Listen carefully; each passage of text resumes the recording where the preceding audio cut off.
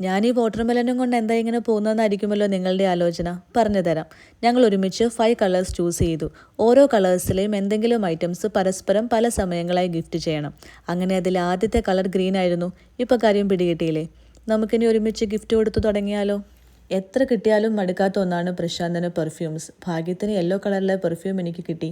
ഞങ്ങൾ രണ്ടുപേരും ഹാപ്പി. ആ മുഖത്തെ സന്തോഷം കണ്ടില്ലേ? ഈ ബോട്ടിൽ കളർ പർപ്പിളാണെന്ന് കരുതിയാണ് മേടിച്ചത്. ഒരു ടൈപ്പ് പർപ്പിളല്ലേ ഇതും?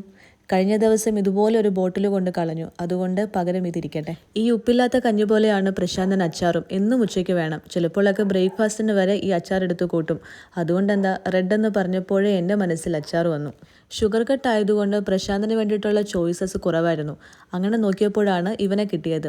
ഷുഗർ ആഡഡ് അല്ലാത്ത മ്യൂസ്ലി. ഇതിൻ്റെ ഫ്രണ്ട് സൈഡ് റെഡ് ആണെങ്കിലും ബാക്ക് സൈഡ് ബ്ലൂ ആയതുകൊണ്ട് ഞാൻ ഇതങ്ങ് പൊക്കി. ഇനി നമ്മുടെ ഊഴം. ഈ ബ്രോക്കലി എൻ്റെ ഫേവറേറ്റ് ആണ്. എന്നും ഇത് വെച്ച് സാലഡ് ഉണ്ടാക്കി തന്നാലും ഞാൻ കഴിച്ചോളും. ശരിക്കും ഈ യെല്ലോ കളർ കണ്ട് മേടിച്ചതാണോ അതോ ലേസ് കഴിച്ചിട്ട് കുറേ നാളായി എന്ന് പറഞ്ഞതിൻ്റെ ഓർമ്മയ്ക്ക് വാങ്ങിച്ചതാണോ എന്ന് നമുക്ക് കഴിച്ചു കഴിഞ്ഞ് ചോദിക്കാം. നല്ല കളർഫുൾ ബിസ്ക്കറ്റ് അല്ലേ? ഇനി ശരിക്കും ഇതാണോ പർപ്പിൾ കളർ? ഞാൻ ഫുൾ കൺഫ്യൂസ്ഡ് ആയി പോയല്ലോ. അല്ല, ഇപ്പോഴാണ് ഒരു കാര്യം ശ്രദ്ധിച്ചേ. ഷുഗർ കഴിക്കാത്ത ആൾ കൃത്യമായി എനിക്ക് എല്ലാ ഷുഗർ ഐറ്റംസും മേടിച്ച് തരുന്നുണ്ടല്ലോ. എന്തായാലും ഇതെനിക്കിഷ്ടമായി.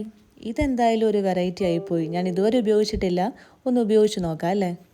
റീലിന് വേണ്ടി ചെയ്ത ഗെയിമാണെങ്കിലും സംഭവം ഞങ്ങൾ എൻജോയ് ചെയ്തു. So bye, see you next time.